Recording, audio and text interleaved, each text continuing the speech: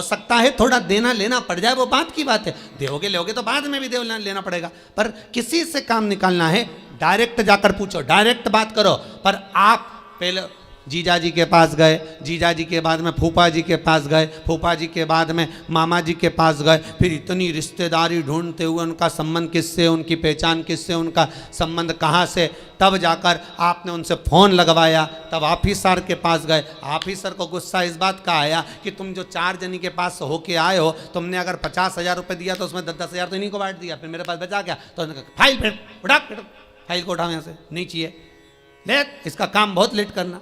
Direct जाता तुरंत काम होता। शंकर भगवान कह रहे हैं पहले इधर डोल लिया, उधर डोल लिया, उधर चले गया, ये देवी वो देवता वो धाम सारी दुनिया में रोकर आया, उसके बाद मेरे पास में आया और उसमें भी भटक रहा था, उसमें भी स्मरण में भटक रहा है। अगर एक बार चित्त वृत्ति से कह देता शंकर मैं तेरा हूं और तू मेरा है, इसके बाद तुझे भटकना नहीं पड़ता, तेरे कर्म को काट देता, तेरा जो पाप कर्म है उसको काट देता।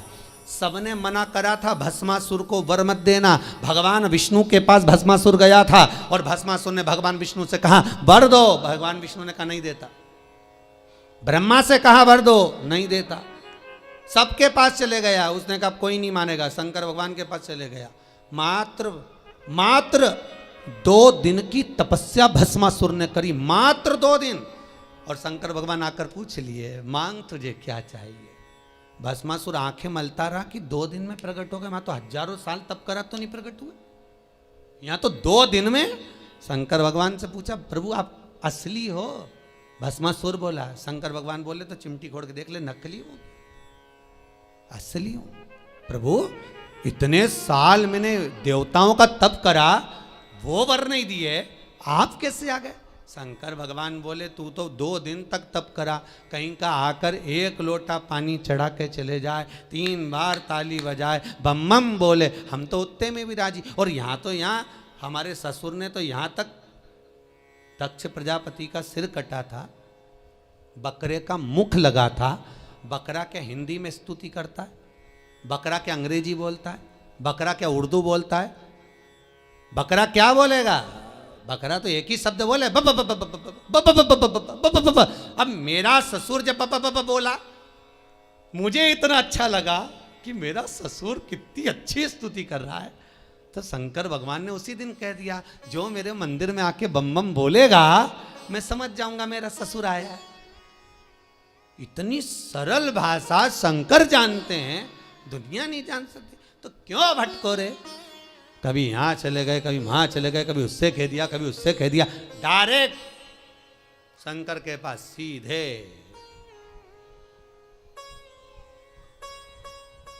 सीधे बोले, फिर लोग भले कहें क्या तू मिला जो तू फूलों नि समा, क्या मिल गया ऐसा जो तू फूलों नि समा रहे हो? एक ही मंत्र महान गुरु मेरो समरथ है, समरथ है गुरु अमृत है, मेरो एक ही मंत्र महान कि शिव मेरो समरथ। शंकर समरथ। कौन है जिसने यमराज को मारा? कौन है जिसने यमराज की पुत्री मृत्यु को मारा? केवल एक कालों का काल, महाकाल, दूसरा नहीं हो सकता। अकाल मृत्यु वो मरे जो काम करे चंडाल का, काल उसका क्या बिगाड़े जो भक्त हो महाकाल का। शंकर का भगत का बिगड़ेगा क्या? क्या बिगड़ेगा? शंभु है। भस्मासुर बोले 2 दिन का तप और तुम आ गए सामने? अरे 2 दिन बहुत होते हैं। तुलसीदास जी ने भस्मासुर का चरित्र पढ़ के ही लिखा होगा, आधी में पुनियाद, कि 2 दिन भी मत करो तुम तो आधी घड़ी बहुत, आधी में पुनियाद बहुत, उतना ही बहुत है, उतना बहुत।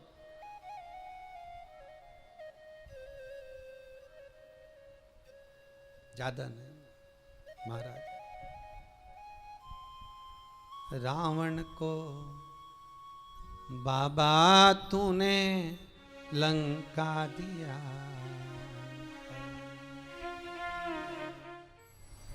करुणा सागर कब करुणा कर जाए, त्रिकालदर्शी कैलाशी अविनाशी शंभु।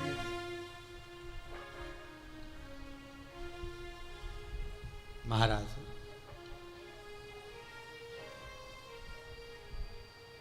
शिव पुराण कह रही है,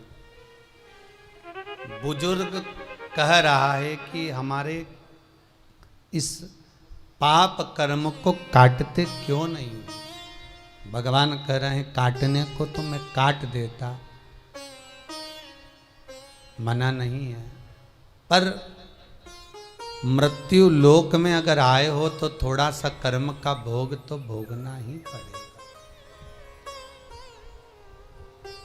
संपूर्ण जीवन सुखमय हो, खूब डनलफ के गद्दा हो, चकाचक भोजन हो, रोज 56 भोग खाओ, खूब अच्छे से रहो, तो भी दुख तो जीवन में थोड़ा ना थोड़ा तो घेरेगा ही, थोड़ा ना।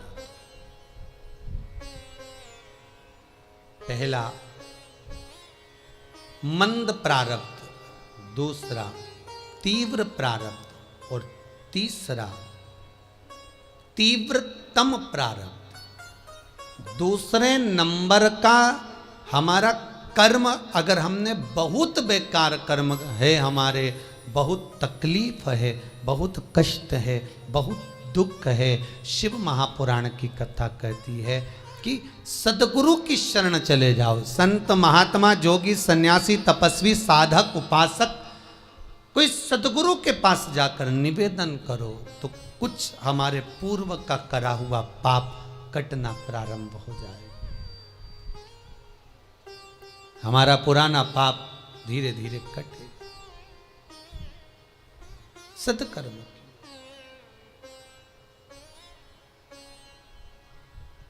फिर एक निवेदन करूंगा,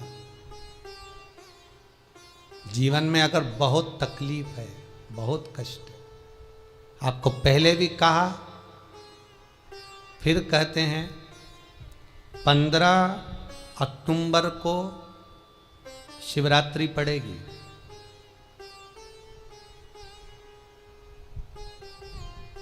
जो माघ महीने में शिवरात्रि पड़ती है उससे भी प्रबल शिवरात्रि 15 अक्टूबर को पड़ेगी। ये शिवरात्रि अधिक मास के महीने की शिवरात्रि है, अश्विन की। 19 वर्ष के 2 बार गैप करने के बाद ये अश्विन का जो अधिक मास आता है, इसके बाद 183 वर्ष के बाद आएगा और 183 वर्ष के बाद फिर इसमें की शिवरात्रि प्राप्त होगी। और 183 वर्ष किसने देखे? कौन ने देखे? और निवेदन करूंगा, अगर जिंदगी में थोड़ी सी तकलीफ है, दुख है, कष्ट है, परेशानी है, तो उस शिवरात्रि को हाथ से मत जाने दो। 15 अक्टूबर वाली शिवरात्रि को आपको पहले भी कहा कि क्या क्या वस्तु भगवान शंकर को हम रात्रि के समय पर चढ़ा दें जिससे हमारा रोग समाप्त हो जाए, हमारी बीमारी समाप्त हो जाए, हमारे जीवन में सुख समृद्धि लक्ष्मी आ जाए। वो समर्पण का भाव। और शिवरात्रि आने में देरी है, 15 अक्टूबर में भी अभी देरी है और आपके जीवन में बहुत कष्ट है, बहुत कष्ट। महाराज 5 कमलगट्टे, 5 बेलपत्र तांबे के लोटे में जल भरकर रख लीजिए। सीधे हाथ पर उस कलश को रखो जिसमें 5 कमलगट्टे और 5 बेलपत्र रखिए। श्री शिवाय नमस्तुभ्यम शिव महापुराण का मूल मंत्र है, जैसे भागवत का मूल मंत्र है ओम नमो भगवते वासुदेवाय। शिव महापुराण का मूल मंत्र है श्री शिवाय नमस्तुभ्यम। इस मंत्र का 5 बार स्मरण कर कर आपको जो तकलीफ है उसको हृदय चित्त से धरकर मस्तक से कलश को लगाकर किसी एकांतेश्वर महादेव पर, एकांतेश्वर महादेव मतलब अपने गांव से, नगर से, शहर से जो बाहर खेड़े में हो, बिल्कुल बाहर, जिस शिवलिंग पर कोई पूजन करने ना जाता हो, एकांत में बैठे हो, जंगल में बैठे हो, कहीं किसी वृक्ष के नीचे विराजमान हो, ऐसे एकांतेश्वर महादेव पर अपनी कामना कर कर वो जल समर्पित कर दो। एक बेलपत्र, एक कमलगट्टा उठाकर अपने घर पर लेकर आ जाओ। जो तकलीफ बहुत ज़्यादा हो रही है 5 दिन में आपको मालूम पड़ जाएगा, 5 दिन में अंतर आ जाएगा। शिव का अनुमोदन करो, शंकर का स्मरण करो। महाराज, ये अश्विन का जो अधिक मास है 183 वर्ष के बाद वापिस आएगा। योग, ये योग पहले मिल जाता 19 वर्ष में, पर अब मिलेगा 183 वर्ष।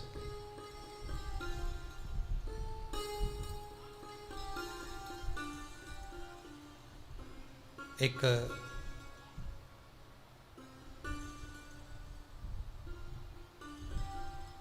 किन्हीं माता जी का एक प्रश्न था, वो ध्यान में नहीं आ रहा है वो कहाँ से थी, कि उन्होंने एक प्रश्न किया था, व्हाट्सएप पर लिखा हुआ आया था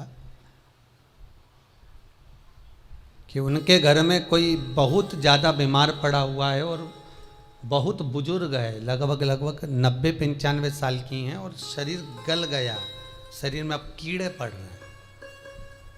सिस्टर को बुलाते हैं, डॉक्टर को बुलाते हैं, तब उनको साफ करते हैं, शरीर इतना गल चुका। उसके लिए क्या करना चाहिए?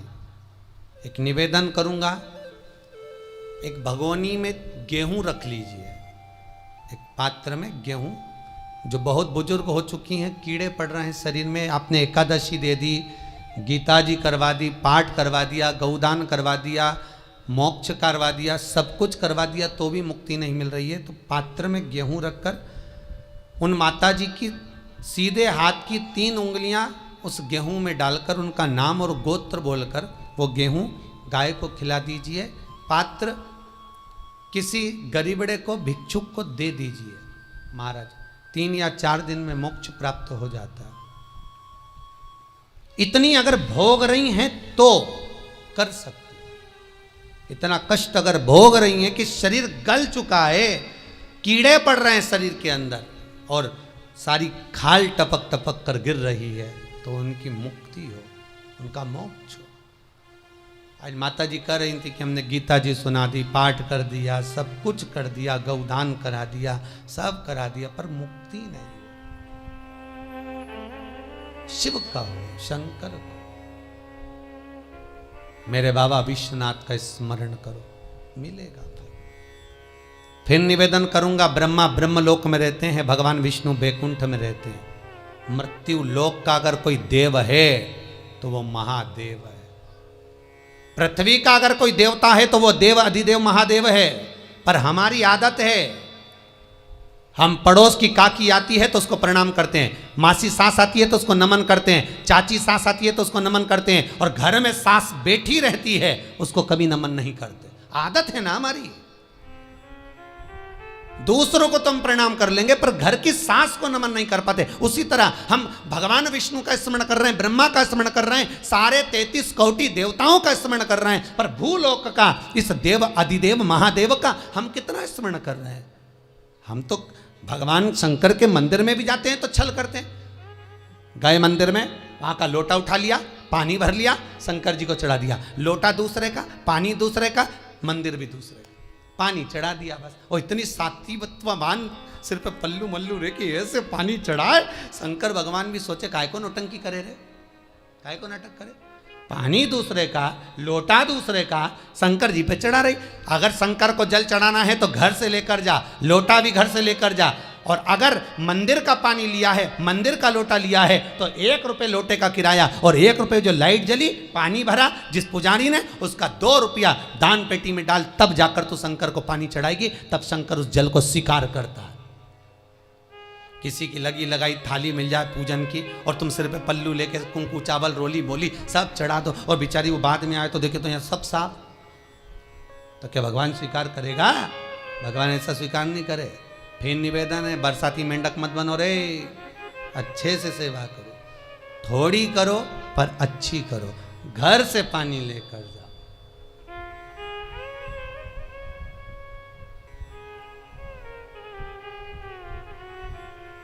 कल कोतवाली चौराहे से, हमारे सीहोर के कोतवाली चौराहे से कोई बहन जी आई थी 33 मालपुआ लेके,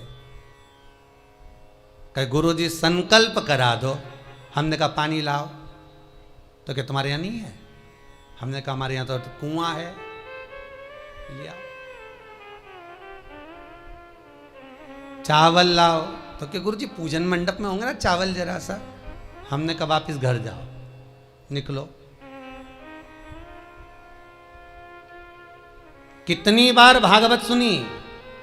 राजा बलि के दरवाजे पर वामन भगवान खड़े हैं। राजा बलि वामन भगवान से कहता है प्रभु आपके एक हाथ में छत्र है, दूसरे हाथ में कमंडल है। तो राजा बलि कहता है आपके कमंडल का जल दे दो, मैं संकल्प छोड़ देता हूं। वामन भगवान कहते हैं राजन अगर मेरे कमंडल का जल लेकर तू संकल्प छोड़ेगा तो वो संकल्प मान्य नहीं होगा, तुझे स्वीकृत नहीं होगा। किसी की लगी लगाई थाली में से कुंकू चावल चढ़ा दोगे तो कुछ मिलना है क्या? अरे बोलो तो। विष्णु पुराण में तो यहां तक लिखा है कि किसी का लगा हुआ दिया, किसी का दिया मंदिर के अंदर रखा था, तुमने अपना डब्बा खोलकर बत्ती निकाल कर उसके दिए में रखकर जला दी और सोच रही है कि मैंने खूब बड़ा काम कर दिया, तो उसका तो फल ही नहीं मिला। विष्णु पुराण कह रही है खुद का दिया, खुद की बाती, खुद का दीप अगर जलाती तो फल मिलता। किसी मंदिर में तुम रोज डब्बी लेकर जाओ, बत्ती लेकर जाओ, मना नहीं है, पर उस मंदिर में पहले से 5 दिए, 7 दिए, 11 दिए तुम रख कर आओ तो जलाओ। दूसरे के रखे हुए दिए में 50 बार बाती जला कर आना, उसका कोई फल नहीं मिलने वाला, उसका कोई फल नहीं है हमारा।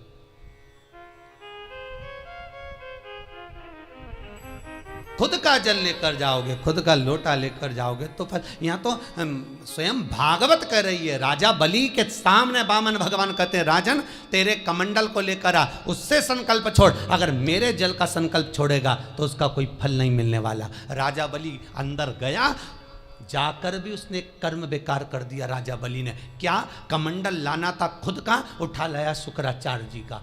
शुक्राचार्य जी का कमंडल उठाकर लाया, इसलिए शुक्राचार्य जी कमंडल के अंदर जाकर बैठ गए, एक आंख लगाकर देखते रहे। जल बाहर नहीं निकलने दिया शुक्राचार्य जी ने कि मेरे कमंडल का जल कैसे निकल जाए भला। फिर भी राजा नहीं माना, तब एक कुसा खींचकर उसकी टोंटी में दी तो शुक्राचार्य जी की आंख फूट गई। शुक्राचार्य जी ने कहा राजा बलि तू जान नहीं पाया, मेरे कमंडल का जल लेकर गया और मेरी आंख फूटी है, मैं तुझे श्राप देता हूं कि तू सत्ता से विहीन हो जाएगा। राजा बलि की पूरी सत्ता चली गई, पूरी सत्ता मात्र कमंडल के जल के कारण चली गई। तो आप अगर दान करने जा रहे हो, आप कन्या दान करने जा रहे हो, आप गौ दान करने जा रहे हो, आप वस्त्र दान करने जा रहे हो, आप मालपुए का दान करने जा रहे हो, आप स्वर्ण दान करने जा रहे हो, तो जल चावल आपका होना चाहिए, संकल्प आपका होना चाहिए, दूसरे का नहीं। इसलिए नैमिषारण्य में जो 108 शिव महापुराण की पोथी बिठाई तो वहां जो संकल्प छूटा आपके घरों में छुड़वाया है, घर के अंदर। और 15 अक्टूबर को जो शिवरात्रि का उत्सव रात्रि को 9:20 से 10:20 पर इसी टीवी चैनल पर जो हम कराएंगे, उसका संकल्प आप अपने घर में बैठकर छोड़ना, यहां नहीं, अपने घर में। और अगर कोई यहां आता भी है तो साथ में पानी की बोतल लाओ, चावल लाओ, पूजा की थाली लाओ, फिर बैठो। अपना संकल्प अपना होना चाहिए, उसका फल हजारों गुना प्राप्त होता है। दूसरे का जल, दूसरे का चावल स्वीकार कर लिया, उससे फल की कामना नहीं है, हमारा मिलता नहीं। फिर भले 4 घंटे तक तुम ढोलक बजा बजा के गाओ, तांबा का हंडा में तातो धरा पानी, और नींद आए भोला नवा के रहूंगी, भोले को अपना बना के रहूंगी। शंकर भगवान जी बोले पूरी रात गाए तो भी नहीं आऊं मैं, तो जा गाय को है भोलेनाथ।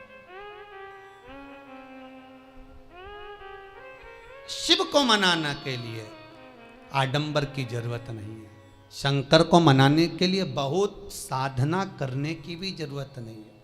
शंकर तो कहते हैं 3 बार ताली बजा दो, बम बम बोल दो, उतने में भी राजी हूँ। पानी नी भी चढ़ाए चलेगा, ताली नी भी बजाए चलेगा, बम बम नी भी बोला चलेगा। शंकर का शिव महापुराण की कथा कहती है इतना भी ना बने तो मेरे मंदिर के सामने से निकल कर चले जा, उतने में भी कल्याण कर दूंगा। ये भी ना बने तो मेरे मंदिर का शिखर देख ले, शिखर दर्शनम सर्व पाप नाशनम। मात्र शिखर का दर्शन कर लेने पर भी मैं तेरे पाप छिन्न कर देता हूँ, समाप्त कर देता हूँ, तेरी जिंदगी खुशियों से भर। शिव करें उतने में भी संतुष्टि है।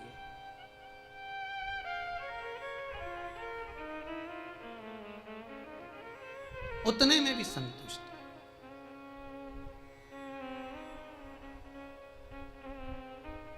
शंकर का अनुमोदन करने वाला, शिव का स्मरण करने वाला है।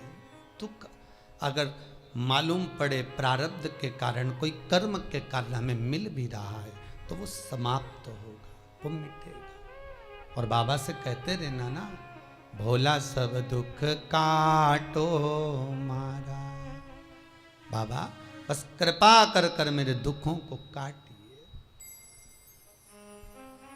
बाबा बोले शिव उस बुजुर्ग से कहते हैं तुम्हें कर्म का भोग भोगना पड़ेगा। बाबा ये कर्म का भोग मनुष्य क्यों भोगता है? शंकर कहते हैं पूर्व में जो कर कर आए हो उसके अनुसार फल मिलता है।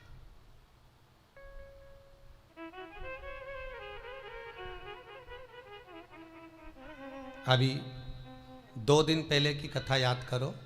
कथा में कहा था खूब भगवान ने धन दे दिया, जिसके घर में 10-10 नौकर लगे और घर का मालिक इतना चड्डा पहनकर, टी शर्ट पहनकर कुत्ते को छी करा रहा है।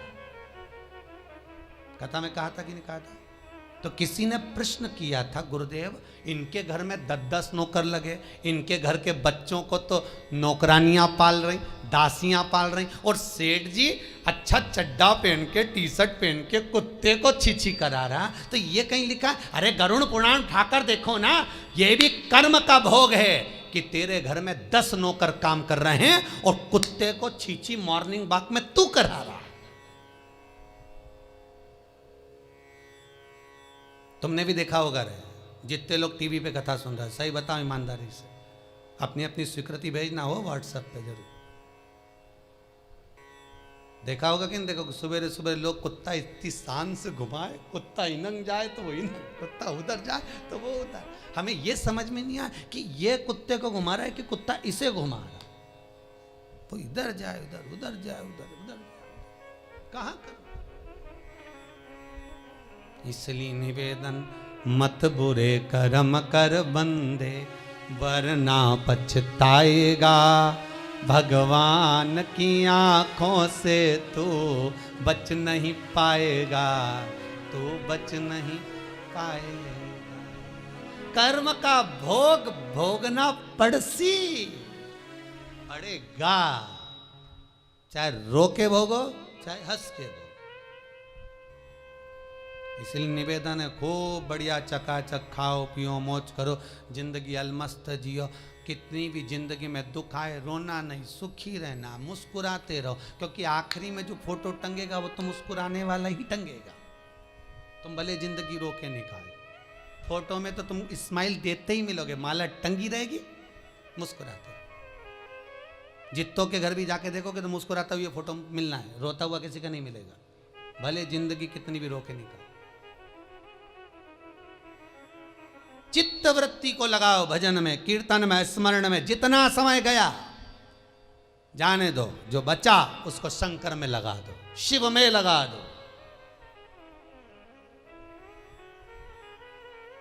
महाराज कर्म का भोग भोगना है, गति प्रारब्ध की।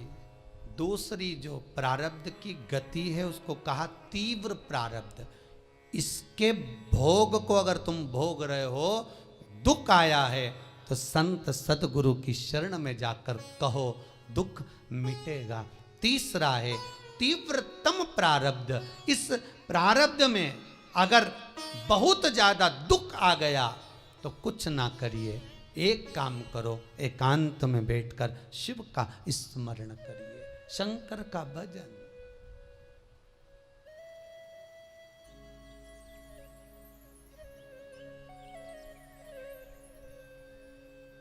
बटकेश्वर महादेव और पिपलेश्वर महादेव।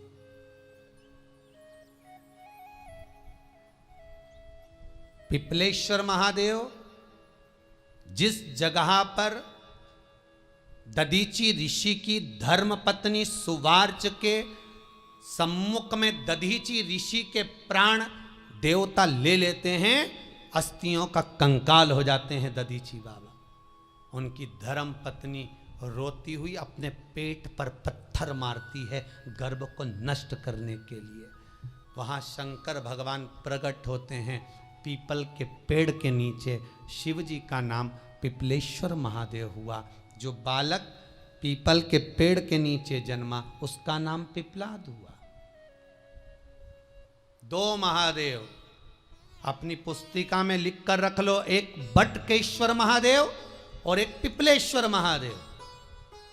अदालत में कोई कार्रवाई चल रही है, अदालत में कोई केस चल रहा है, अदालत में कोई बात चल रही है, नहीं जीत मिल रही, नहीं विजय मिल रही, हार गए, पेशियां लगा लगा कर एक बार बड़ के पेड़ के नीचे बालू मिट्टी का शिवलिंग बनाकर उसकी पूजन करो। पूजन अर्चना कर कर दही 3 चम्मच नाम लेकर चढ़ाओ जिसके साथ केस चल रहा है, और 3 चम्मच दही चढ़ाकर उस दही को उठा लो और रुमाल पर उसके छापे लगा लो, सफेद रुमाल पर। भगवान शंकर की पूजा अर्चना कर कर जल में विसर्जन कर दो बटकेश्वर महादेव का नाम लेकर, और उस रुमाल को घड़ी बनाकर रख लो। अगली पेशी जब हो उसको साथ लेकर जाओ, केस जल्दी निपटेगा, विजय प्राप्त होगी।